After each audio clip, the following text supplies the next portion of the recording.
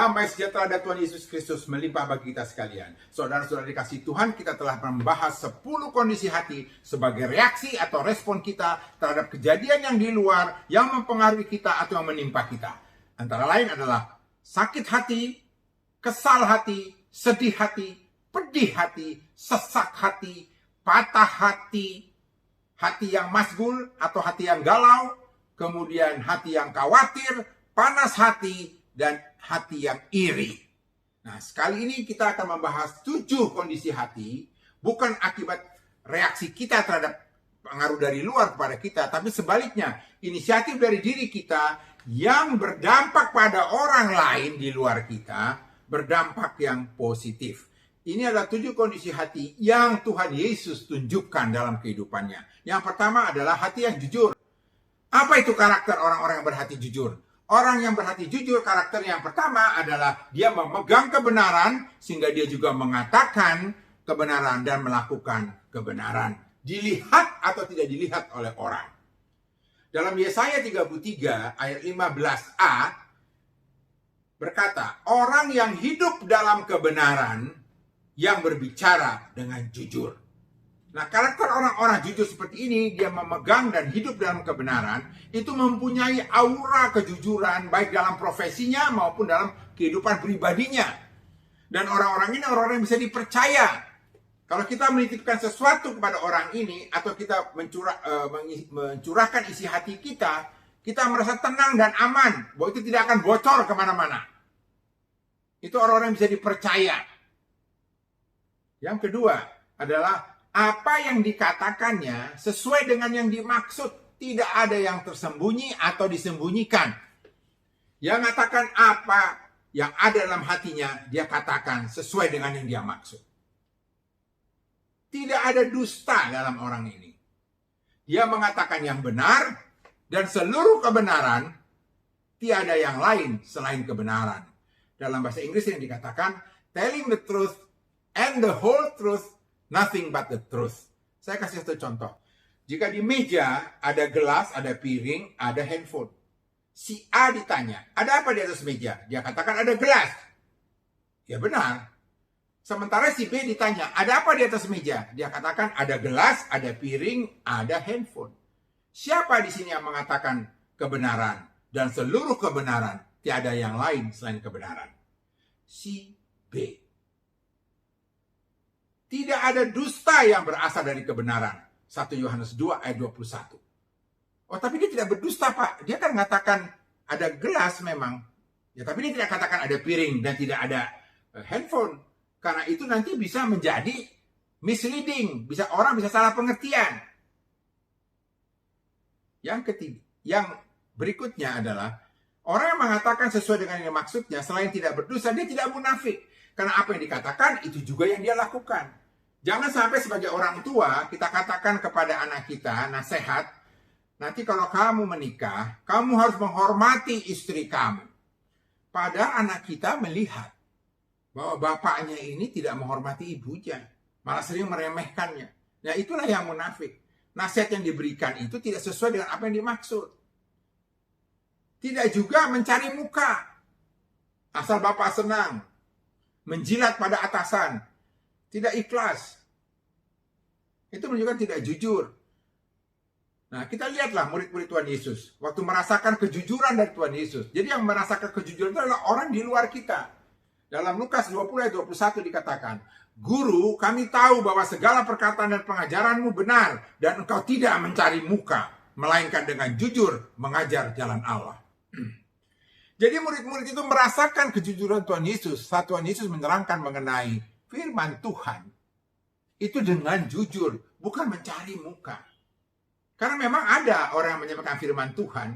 Itu untuk mencari muka dengan alasan yang tidak ikhlas. Seperti dalam Filipi 1 ayat 15. Ada orang yang memberitakan Kristus karena dengki dan persisihan. Bahkan dalam Filipi 1 ayat 17 dikatakan dia yang menyampaikan itu karena untuk kepentingan sendiri. Tidak ikhlas. Nah, sementara murid-murid merasakan kejujuran Tuhan Yesus. Jadi orang lain yang merasakan kejujurannya. Yang ketiga, karakternya adalah mengatakan apa adanya. Tidak menambah-nambahnya, tidak juga mengurang-uranginya. Saya kasih contoh yang menambah-nambahnya. Contohnya adalah 10 dari 12 pengintai yang diutus oleh Musa untuk melihat memeriksa Kanaan tanah perjanjian. Mereka kembali kepada Musa dan memberikan laporan sesuai dengan bilangan 13 ayat 32 sampai 33. Dia katakan, negeri itu memakan penduduknya, orangnya besar-besar seperti raksasa. Nah, ini berlebih-lebihan, ya, melebih-lebihkan, ya. Atau bahasa gaulnya sekarang lebay, ya. Nah, sementara yang mengurangi, contohnya adalah siapa? Ananias dalam Kisah 5 ayat 1 sampai 10. Dia jual tanahnya, tapi sebagian dari tanahnya itu yang diserahkan kepada Petrus. Ada juga orang yang seperti ini. Dia punya uang tabungan untuk memperpanjang kontraknya bulan depan. Tapi selama sebulan itu dia tergiur untuk membeli barang-barang konsumtif. Seperti televisi baru, kulkas baru, tas baru, cincin. Akhirnya uang kontrak tabungannya habis untuk kontrakan. Nah, sehari sebelum jatuh tempo kontrak, dia bingung. Maka dia datang kepada saudaranya atau temannya. Pinjam uang dong, saya nggak punya uang. Lihat tabungan saya sudah 0. Besok saya kalau nggak bayar, saya diusir. Itu semua memang benar. Tapi satu hal yang dia tidak katakan, bahwa sebulan yang lalu dia punya uang tabungan untuk membayar, tapi dia pakai untuk barang konsumtif.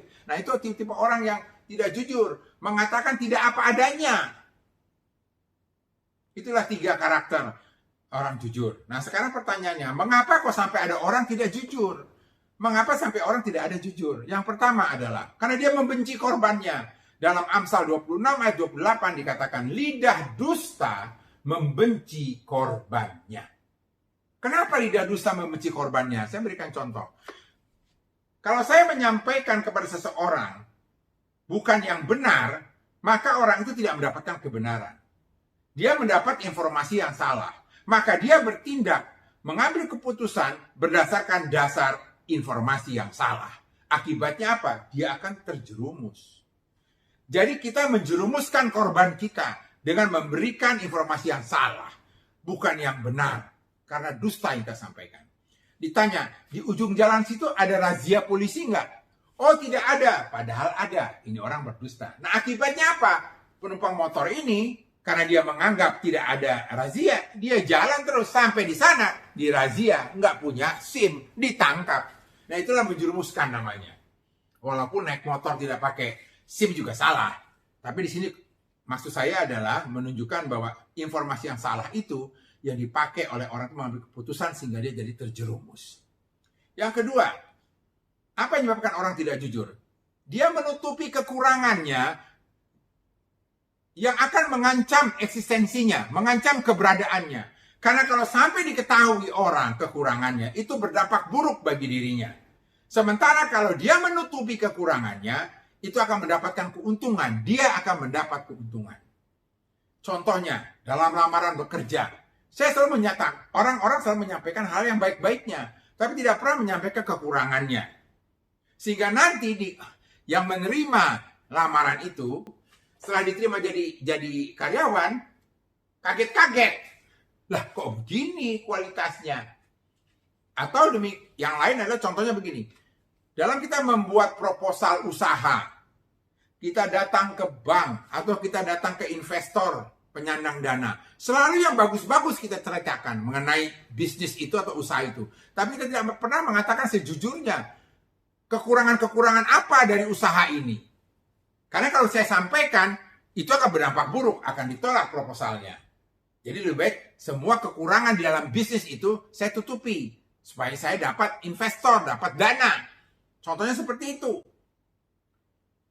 Yang ketiga, kenapa orang tidak berbuat jujur? Karena dia khawatir apa yang akan menimpa dia. Contohnya Abraham, dia katakan kepada Sarah, nanti kalau bertemu Abimelek, jangan kau katakan kau istriku. Katakan saudaranya. Karena bisa dibunuh Abraham kalau sampai Abimelek menginginkan Sarah. Takut khawatir akan terjadi pada dirinya. Walaupun belum terjadi, hanya khawatir saja.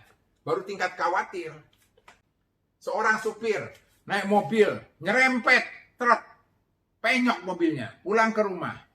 Besoknya majikan nanya, loh ini kenapa penyok mobilnya? Saya juga nggak tahu Pak, kemarin saya parkir, saya tinggal sebentar ke toilet, balik-balik udah penyok. Kenapa dia berbohong? Kenapa dia berdusta? Dia takut, dia khawatir bakal dipecat. Padahal belum tentu dipecat. Paling dimarahin biasa. Yang keempat, yang menyebabkan orang juga berdusta. Karena dia ada maksud jahat dan menutupi kejahatannya. Contohnya adalah Herodes. Herodes membohongi orang Majus. Dia katakan nanti kalau bertemu bayi Yesus, kasih tahu saya ada di mana, karena saya juga mau datang menyembahnya. Padahal dia bukan mau menyembah, dia itu mau membunuh Yesus. Jadi berdusta tidak berkata jujur dengan maksud jahat. Sementara juga ada yang tidak jujur karena untuk menutupi kejahatannya. Contohnya siapa? Saudara-saudaranya Yusuf.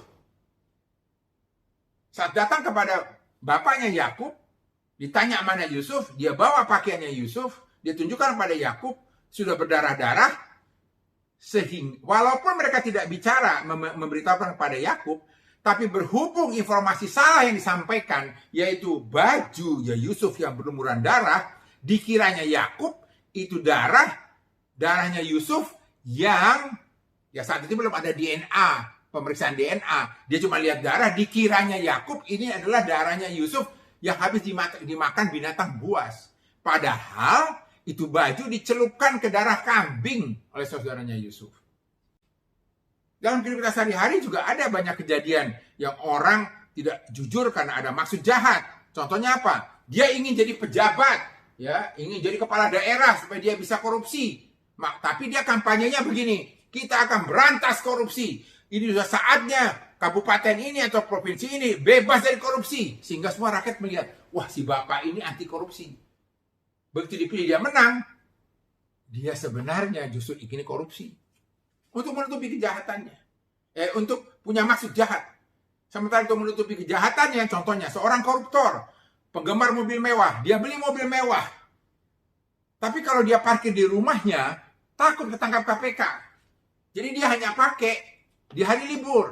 Nanti parkirnya di mana? Bukan di rumahnya, bukan di saudaranya. Di mana? Di toko di mana dia beli mobil itu. Setiap kali dia mau pergi, mau pakai, dia telepon itu salesman-nya. Saya mau pakai dong, antar dong. Baru diantar. Tapi parkirnya nggak di rumah, dititipin juga di tokonya. Ya itulah contoh-contohnya. Selanjutnya, mengapa kita harus hidup jujur, berhati jujur? Kenapa? Yang pertama, ini penting sekali. Karena kita telah dibenarkan.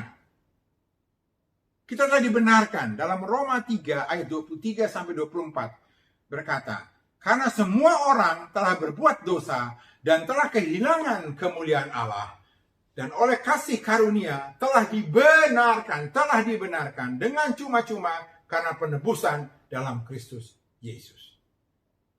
Bahkan dalam Roma 5 ayat 9 dikatakan, lebih-lebih karena kita sekarang telah dibenarkan oleh darahnya. Jadi kita telah dibenarkan. Jadi kenapa saya berbuat jujur? Karena saya telah dibenarkan oleh darah Kristus dan penebusannya.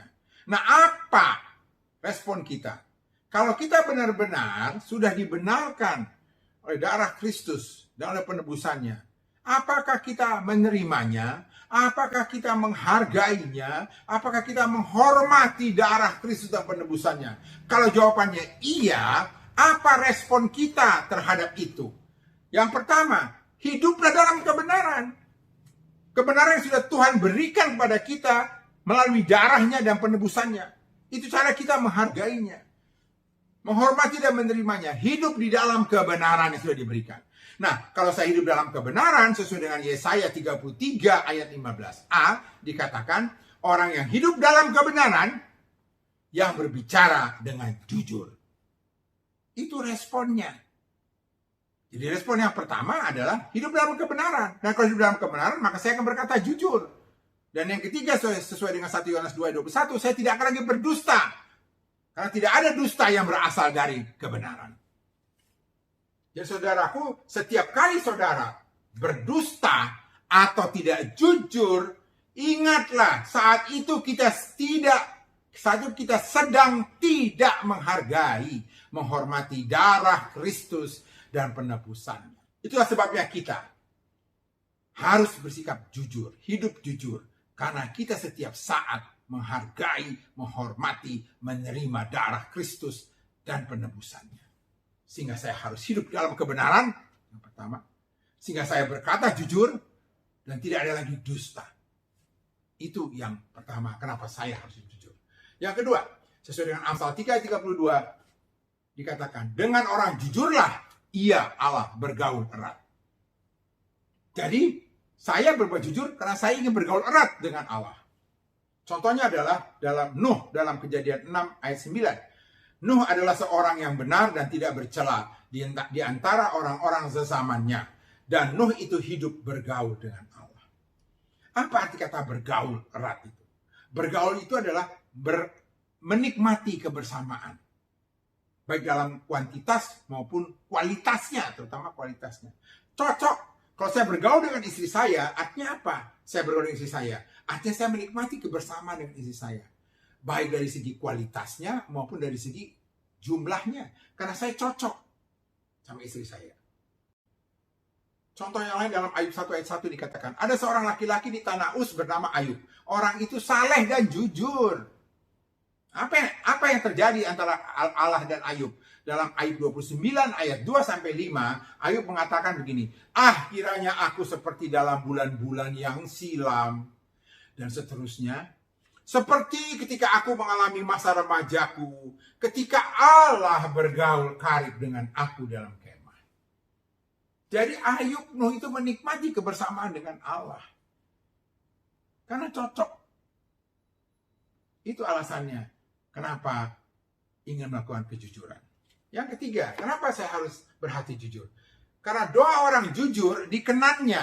Amsal 15 ayat 8. Dalam King James Version, arti dikenannya itu adalah his delight.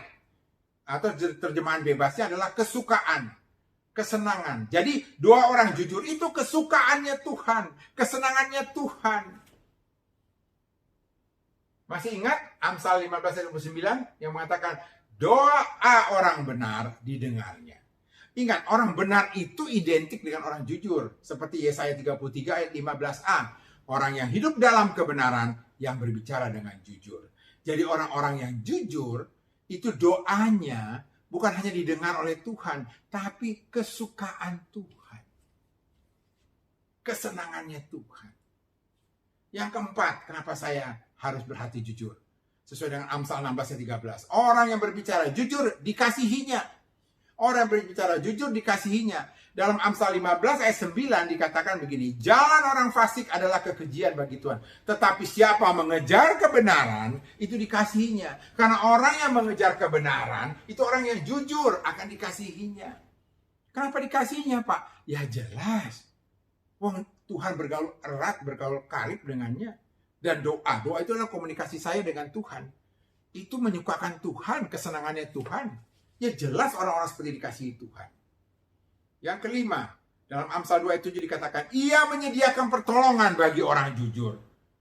Kenapa orang jujur kok Tuhan menyediakan pertolongan? Ya jelas. Bersama orang jujur itu Tuhan bergaul erat dan karib. Komunikasinya atau doanya itu merupakan kesenangan, kesukaan Tuhan. Dan orang-orang itu yang dikasihinya. Jadi kalau ada masalah, ya sudah pasti Tuhan tolong.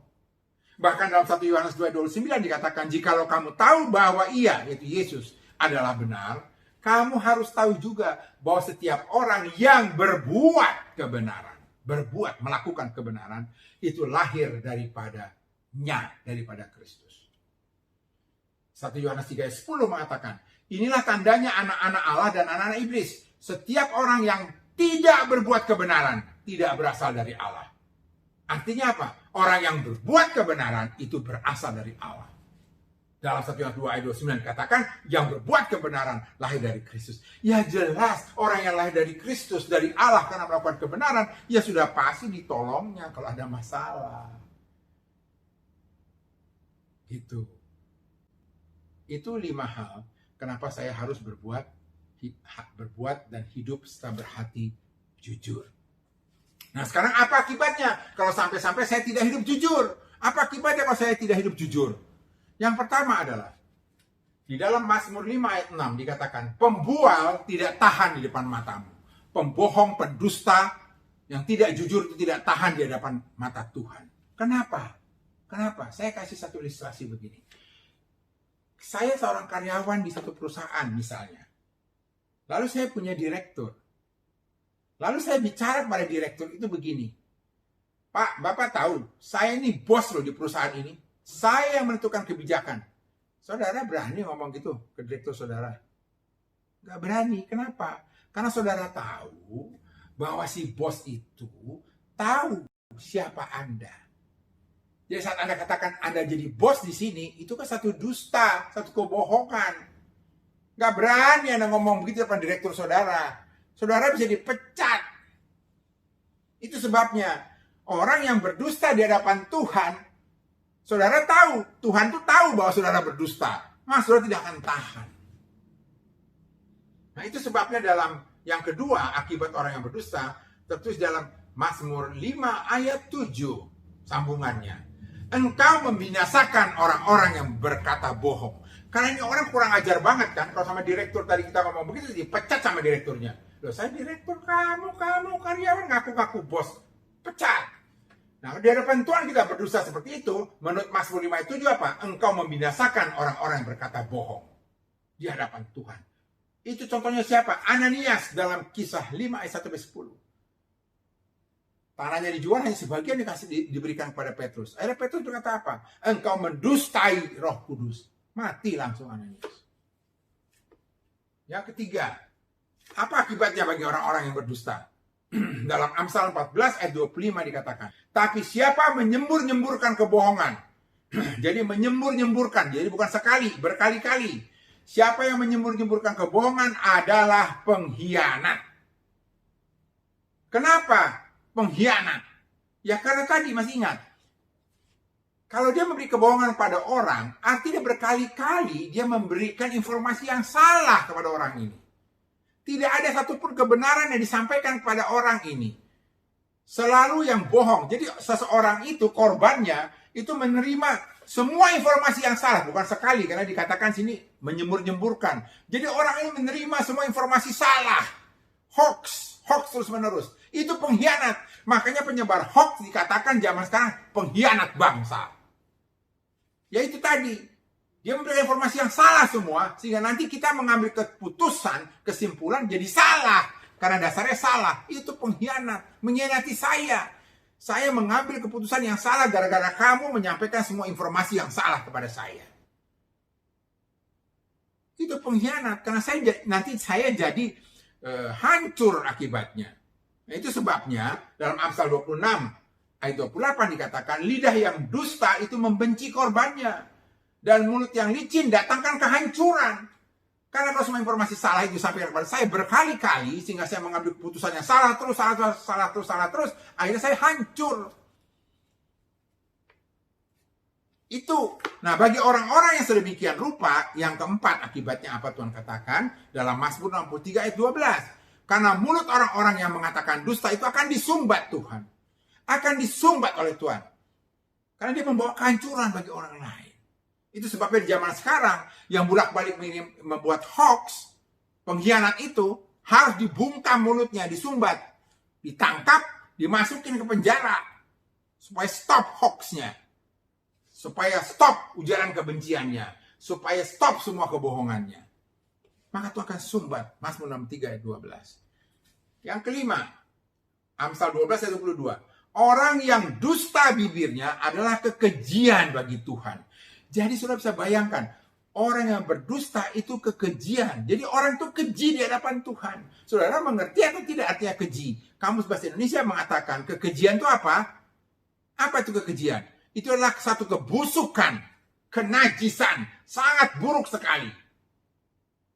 Jadi kalau sampai kita berdusta di hadapan Tuhan, kita itu adalah sesuatu yang najis, yang busuk, yang sangat buruk. Itu vonis yang Tuhan berikan. Nah sekarang saya ingin tanya, kalau ada hal yang busuk, yang najis, maukah saudara membawanya ke rumah saudara, ke dalam rumah saudara, ke dalam kamar saudara? Tidak, yang busuk, yang najis, yang buruk, saudara akan buang keluar rumah. Itu sebabnya yang keenam, sesuai dengan Wahyu 21 ayat 27 mengatakan, tetapi tidak akan masuk ke dalamnya. Maksudnya adalah ke dalamnya itu adalah Yerusalem baru. Sesuatu yang najis atau orang yang melakukan kekejian atau dusta.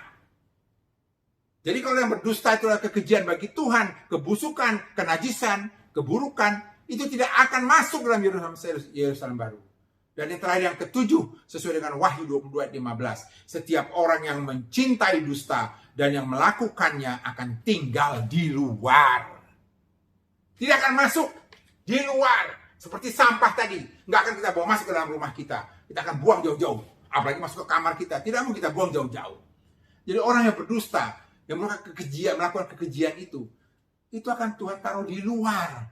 Nah, buat apa saudara sama saya hidup ini beribadah dan segala macam, akhirnya taruh di luar? Makanya stop dusta itu. Kalau di masa yang lalu saya berdusta, oke. Sekarang tidak lagi. Begitu mendengar firman ini, stop. Karena saya sekarang sudah tahu, saya ujung-ujungnya akan di luar.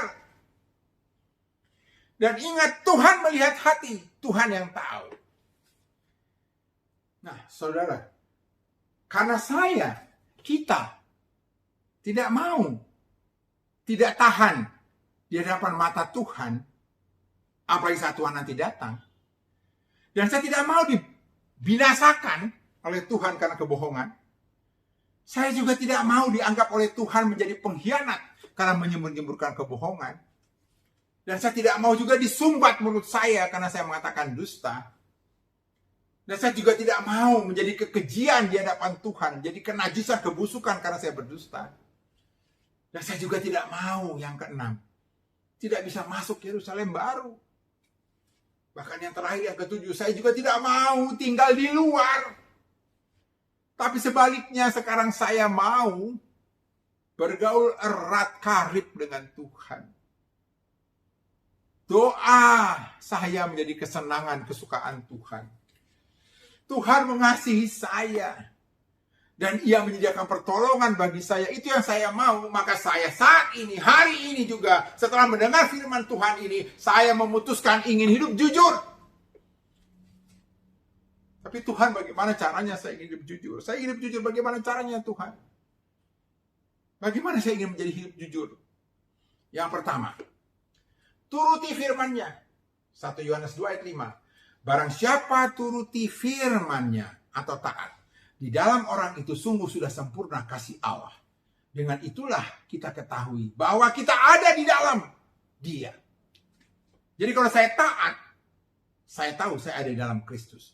Siapa itu Kristus? Yohanes 14 ayat 6 mengatakan, akulah jalan dan kebenaran. Jadi Kristus itu adalah kebenaran. Jadi kalau 1 Yohanes 2 ayat 5 dengan Yohanes 14 ayat 6 kita renungkan, artinya kalau saya taat melakukan firman Tuhan, saya ada di dalam Kristus, artinya ada di dalam kebenaran. Nah, kalau saya ada di dalam kebenaran, sesuai Yesaya 33 ayat 15a, orang yang hidup dalam kebenaran, yang berbicara dengan jujur. Jadi supaya saya jujur, saya harus hidup dalam kebenaran, hidup dalam Kristus. Dan supaya saya tahu hidup dalam Kristus atau tidak, saya harus melakukan firman Tuhan. Yang jadi pertanyaan, saudara tahu nggak firman Tuhan yang mana? Yang jadi masalah tuh begini. Kita hanya tahu firman Tuhan seminggu sekali. Dan bagaimana saya bisa hidup dalam kebenaran? Bagaimana saya bisa mentaati firman Tuhan kalau saya cuma tahunya seminggu sekali? Katanya mau berkaul karib dengan Tuhan. Katanya mau doanya kesukaan bagi Tuhan. Ya harus bukan hanya dari segi kualitas, tapi juga kuantitasnya. Maka sering-seringlah saudara sekarang bergaul dengan Tuhan melalui apa? Firman-Nya. Setiap saat saudara sekarang mencari tahu, merenungkan firman Tuhan. Karena semakin banyak saudara mengerti firman Tuhan setiap saat, maka saudara bisa menurutinya. Kalau saudara tidak belajar firman Tuhan, saudara tidak merenungkan firman Tuhan, yang mana yang saudara mau turuti? Nah, kalau saudara setiap saat belajar, merenungkan firman Tuhan, bukan hanya baca ya, tapi merenungkan, mempelajarinya, memeliharanya. Maka saudara bisa menurutinya. Nah, dengan menuruti firman Tuhan tadi, saudara tahu saudara sudah ada tinggal di dalam Kristus, di dalam kebenaran. Sehingga saudara bisa berbuat jujur. Nah, kalau saudara sudah berhati jujur, bersikap jujur, melakukan kejujuran, maka yang keluar dari mulut Anda hanyalah kebenaran. Maka yang kedua, bagaimana saudara bisa jujur? Saudara menyatakan yang benar. Saudara bisa melakukan firman Tuhan seperti yang tertulis dalam Zakaria 8 ayat 16. Inilah hal-hal yang harus kamu lakukan. Berkatalah benar seorang kepada yang lain dan laksanakanlah hukum yang benar. Nah, saudara sudah bisa melakukan kebenaran itu karena saudara sudah hidup jujur. Berkat hidup dalam kebenaran, hidup dalam Kristus dengan melalui melakukan firman Tuhan.